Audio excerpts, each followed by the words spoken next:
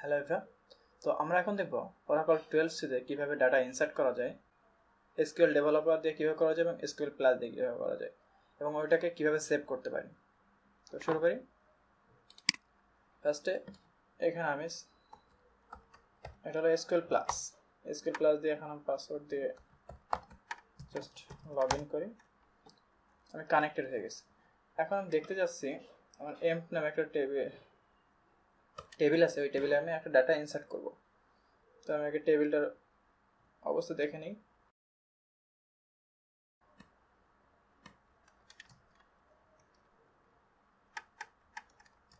Select star from M, আমার এখানে 8টা rho আছে। তো আমি এখানে একটা ডাটা ইনপুট দেব। তো এখান থেকে যে কোডটা লিখবো, আমি এই কোডটা ফার্স্ট এখানে লিখে রেখেছি। তো আমি এখানে জাস্ট কিছু ভ্যালু চেঞ্জ করব, কারণ সেম ভ্যালু হয়ে যাবে, জাস্ট এই জন্য।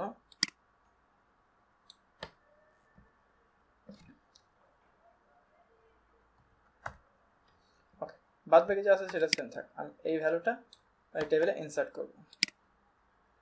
তো ওকে, ইনসার্ট করা বলছে। এখন আমি কমান্ডটি চালিয়ে দেখি, দেখেছেন 9টা রো। লাস্ট টাইম এইটা ইনসার্ট করেছি, এই যে 30 ছিল, এটা 50।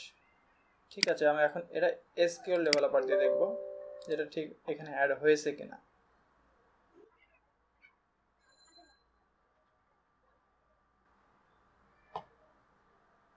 তো আমি SQL ডেভেলপার কানেকশন করি।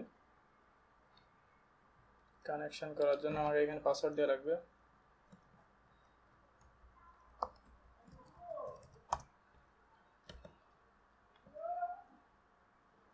আচ্ছা, তো আমার এখানে কানেক্ট হয়ে গেছে। আমি এখান থেকে আবার দেখি,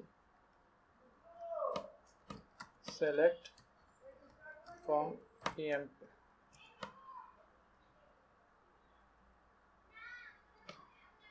দেখা যাচ্ছে কয়টা, 8টা রো।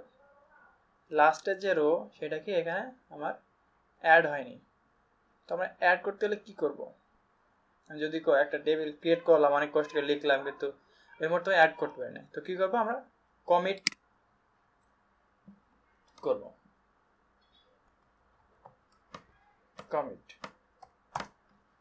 Commit completed. এখন যদি আমি দেখি, এখন এখানে একটা দেখাচ্ছে এবং এইখানে আবার যদি দেখি, এই যে এখন এখানে 9টা দেখাচ্ছে। তাহলে আমরা কি বুঝলাম, যে কমিট করলে আমার যে ডাটাটা আমি ইনপুট দিব ওই ডাটাটা সেভ হয়ে থাকবে। যদি কমিট না করি তো এটা কিছু টাইমের জন্য ওইটা আমার শো করবে, বাট এটা পার্মানেন্টলি সেভ হবে না ডাটাবেজে। আচ্ছা, তো এটা আমরা দেখলাম কি, এখান থেকে আমরা কোয়ারির মাধ্যমে এখানে ডাটা ইনপুট দিলাম। আমি যদি চাই যে কোয়ারি বাদে কোনো ডাটা ইনপুট দিব, তাহলে কি করবো, এখানে ক্লিক করবো, আমি এম টেবিলে করবো। তো এখান থেকে এম টেবিলকে ওপেন করবো। আচ্ছা, এখন ডেটা ইনপুট দেব। এইখানে দেখেন আমাদের প্রত্যেকটা রো আমাদের এখানে সিরিয়াল ওয়াইজ দেওয়া আছে। এইখানে ইনসার্ট রো, এটা দেখেন এখানে নিয়ে গেলে, মাউস নিয়ে গেলে ইনসার্ট রো, কন্ট্রোল আই দিলে এটা ওপেন হবে। কন্ট্রোল আই, একটা রো ইনসার্ট হচ্ছে। এবং ডিলিট করতে গেলে কি হবে, রোজ যেটা ডিলিট করো সেটা, এবং কন্ট্রোল, আচ্ছা এটা আমি ডিলিট করে দিলাম।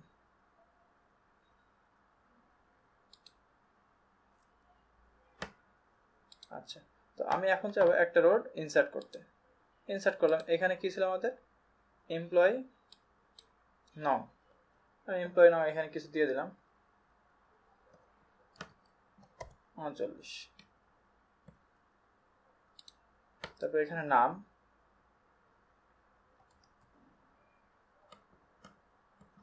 জব দিলাম। দেন এখানে তার পোস্ট কি, এই স্যার, এখানে একটা ডেট দিয়ে দিলাম, 85। আর এখানে স্যালারি, এই স্যালারি পাই 65,000, এবং এর কমিশন 20, এবং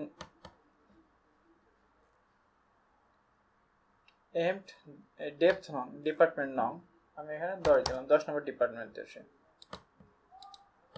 তাহলে এটাকে আমার অ্যাড হয়ে গেল। এখন এইটা বলতে কি বোঝায়, কমিট। এই যে কমিট চেঞ্জ, F11 চাপলে কি এটা আমার কমিট আগে আমি দেখাইছিলাম এইখানে যে কমিট দিলে কি হয় ওই ডাটাটা টোটালি সেভ হয়ে যায়। যদি কমিট না করি তাহলে কি কিছু সময়ের জন্য চেঞ্জ হবে। এটা যদি কেটে দিই তারপরের বার আমি যখন রান করব তখন দেখবো যে আমার ডাটাটি নেই। তাহলে আমার এখানে কমিট করব, কমিট করলাম, আমার এই যে ডাটাটি সেভ হয়ে গেল। এখন এটা সেভ। এখন দেখেন আমি এইখান থেকে যদি আবার রান করাই, এখন দেখেন 10টা ডাটা হয়ে গেছে, এই যে যোগ এটা অ্যাড হয়ে গেছে।